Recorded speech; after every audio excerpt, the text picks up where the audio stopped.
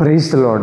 I greet you very good morning in the precious name of our Lord and Savior Jesus Christ.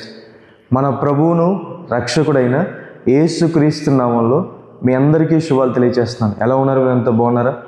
మీకోసం నేను ఎల్లప్పుడూ ప్రార్థన చేస్తున్నాను. మీరు కామెంట్ సెక్షన్లో పెడుతున్న ప్రతి ప్రార్థన అవసరత కోసం నేను దేవునిలో ప్రార్థన చేస్తున్నాను. దేవుడు మీకు సహాయం చేస్తాడు. ఈ వాగ్దానం వీక్షిస్తున్న మీ అందరి కోసం కూడా నేను ప్రతిరోజు ప్రార్థన చేస్తున్నాను. ప్రతిరోజు కూడా బైబిల్ గ్రంథంలోంచి ఒక వాగ్దానం మనం ధ్యానం చేస్తున్నాం కదా. ఈరోజు కూడా ఒక వాగ్దానం ధ్యానం చేద్దాం. చూడండి, యెషయా గ్రంథము 51వ అధ్యాయం 7వ వచనం. మనుషులు పెట్టు నిందకు భయపడకుడి, వారి దూషణ మాటలకు దిగులు పడకుడి. హల్లెలూయా. కొన్నిసార్లు మన జీవితంలో మనుషులు మాట్లాడే మాటలకు దిగులు పడుతూ ఉంటాం. వారు నిందలు వేసినప్పుడు, అవమానకరంగా మాట్లాడినప్పుడు, తక్కువ చేసి మాట్లాడినప్పుడు, శాపాలు పెట్టినప్పుడు కొన్నిసార్లు భయపడతాం, మన పట్ల నెరవేర్చబడిపోతాయేమో అని. అదే దేవుని వాక్యం సెలవిస్తుంది, వారి మాటలు విని భయపడొద్దు, దిగులు పడొద్దు. ఎందుకంటే వారి మాటలు కాదు మన జీవితాన్ని నిర్దేశించేది దేవుడు, మనల్ని ఆశీర్వదించేది దేవుడు, లేవనెత్తేది దేవుడు.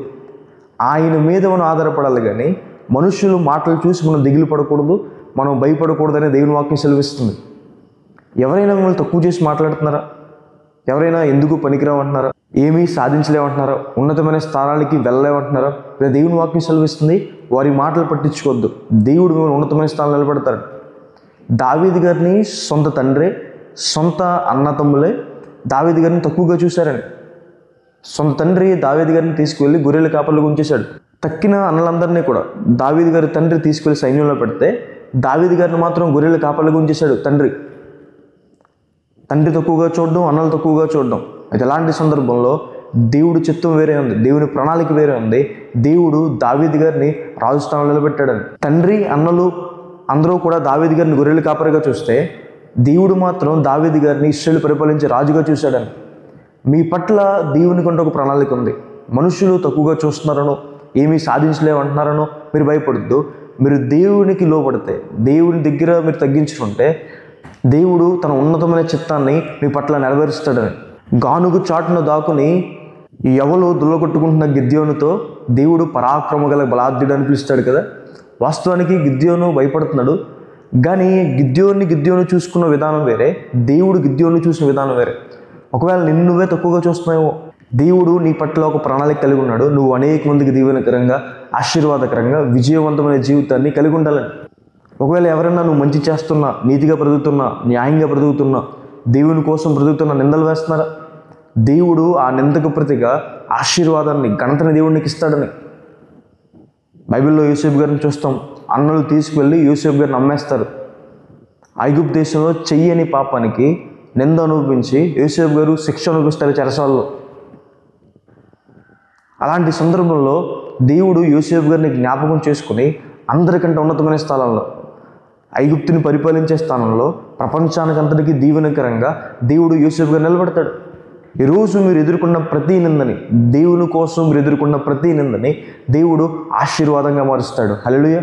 బైబిల్లో సారా గారు కావచ్చు, ఎలిజబెత్ గారు కావచ్చు, హన్నా గారు కావచ్చు, వీళ్ళంతా గర్భఫలం లేక ఒక నింద అనుభవిస్తూ దేవునిలో ప్రార్థన చేయగా దేవుడు ఆ నిందను తొలగించి వారికి చక్కని కుమారులను అనుగ్రహించాడని. ఒకవేళ ఎవరైనా శపిస్తున్నారా? వాళ్ళు మమ్మల్ని శపిస్తున్నారండి, ఎప్పుడు శాపం వచ్చిన పలుకుతున్నారు, అవి మా పట్ల నెరవేర్చబడుతుందని భయపడుతున్నారా? దేవుని వాక్యం సెలవిస్తుంది, దేవుడు శాపాన్ని ఆశీర్వాదంగా మారుస్తాడని. నీ దేవుడని యెహోవా నిన్ను ప్రేమిస్తున్నాడు కాబట్టి, ఆయన నీ కొరకు ప్రాణం పెట్టాడు కాబట్టి, ఆయన నీ కొరకు రక్తం చిందించాడు కాబట్టి, ఆ దేవుడు ప్రతి శాపాన్ని ఆశీర్వాదంగా మారుస్తాడని. బిలాము ఇశ్రాయేలు ప్రజల్ని క్షపించాలని చెప్పి 3 కొండలెక్కి శపిద్దాం 2 చేతులు పైకి పడతాడు. కానీ దేవుడు మాత్రం శాపాన్ని తీసుకురాలేదు. బిలాము నోటి నుంచి ఆశీర్వాదం వచ్చిననే తీసుకొచ్చాడు. ప్రతి శాపాన్ని దేవుడు ఆశీర్వాదంగా మారుస్తాడు. నిందను దేవుడు ఘనతగా మారుస్తాడు. కీడును దేవుడు మేలుగా మారుస్తాడు. ఎవరన్నా మీకు కీడు చేయాలనుకుంటున్నారా? దేవుడు ఆ కీడుని ఆశీర్వాదంగా మారుస్తాడు. బైబిల్లో దానియేలు గారి జీవితంలో కావచ్చు, షడ్రక్ మేషక్ అబేద్నెగో గారి వారి జీవితంలో కావచ్చు, వారు శ్రమ అనుభవించిన తర్వాత, వారు కష్టం అనుభవించిన తర్వాత వారు మరి ఎక్కువగా కనపరచబడ్డారని. ఈరోజు మిమ్మల్ని పడేయాలని, పాడు చేయాలని, మాటల ద్వారా కానీ చేతల ద్వారా కానీ మిమ్మల్ని మోసం చేయాలని, మీ రెప్యుటేషన్ దెబ్బతీయాలని, మీకున్న గౌరవాన్ని దెబ్బతీయాలని చాలామంది ప్రయత్నిస్తున్నారా? దేవుని వాక్యం సెలవిస్తుంది, ఆ శ్రమ తర్వాత కూడా మీరు ఇంకా ఘనత పొందుతారని. హల్లెలూయా. ఇంకా ఆశీర్వదించబడతారని. కాబట్టి మనుషుల మాటలకు ఎప్పుడు భయపడద్దు, మనుషుల మాటలకు ఎప్పుడు కృంగిపోద్దు, మనుషుల మాటలకు ఎప్పుడు అధైర్యపడద్దు.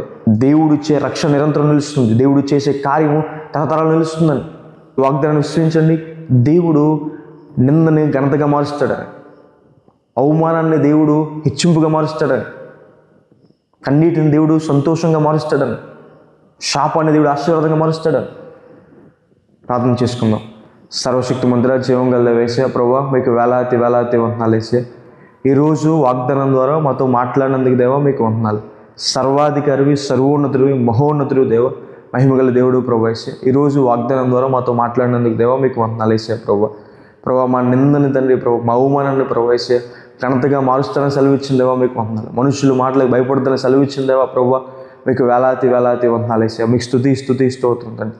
మా పక్షాన్ని అద్భుత కార్యాలు చేసేదేవా ప్రభు మీకు వేలాది వందనాలు వేసే. మీకు స్తుతి స్తోత్రం తండ్రి. ఈరోజు ప్రియులు ఎంతమంది అయితే నిందగుండా, అవమానం గుండా ప్రభు వేసే, కష్టం గుండా, శ్రమ గుండా ప్రభు వెళ్తున్నారో ప్రభు నిలబెట్టండి, సహాయం చేయండి. ఈ శ్రమల తర్వాత బహుగా వారిని ఆశీర్వదించండి, అభివృద్ధిలోకి తీసుకురమ్మని దేవా బ్రతిమాలుకుంటున్నాం వేసే ప్రభు. ఉన్నతమైన స్థలాల్లో ఉంచుకున్న దేవా బ్రతిమాలుకుంటున్నాం వేసే ప్రభు. యోసేపుని హెచ్చించినట్టు, దావీదు గారిని హెచ్చించినట్టు, గిద్యోను పట్ల విజయాన్ని అనుగ్రహించినట్టు ప్రభా సారా గారి తల్లి గర్భాన్ని తెరిచినట్టుగా ప్రభు, అన్నగారి గర్భం తెరిచినట్టుగా ప్రభు వారి జీవితంలో మేలు చేయండి, సహాయ సహకారం అందించండి. అనారోగ్యంతో బాధపడుతున్నారు ముట్టండి, స్వస్థపరచండి, అప్పుల బాధను బయటికి తీసుకురండి, ఉన్నతమైన స్థానం నిలబెట్టండి. మీ చిత్తము ఉన్నతమైన మీ చిత్తం ప్రభు అందరి పట్ల నెరవేర్చుకోండి, గొప్ప కృపను అనుగ్రహించుకోండి, మేలుతో తృప్తిపరచుకోండి, మీ సహాయాన్ని సహకారం అందించుకోండి దేవా. యేసు నామమున వేడుకుంటున్నాను తండ్రి, ఆమేన్. God bless you, God bless India.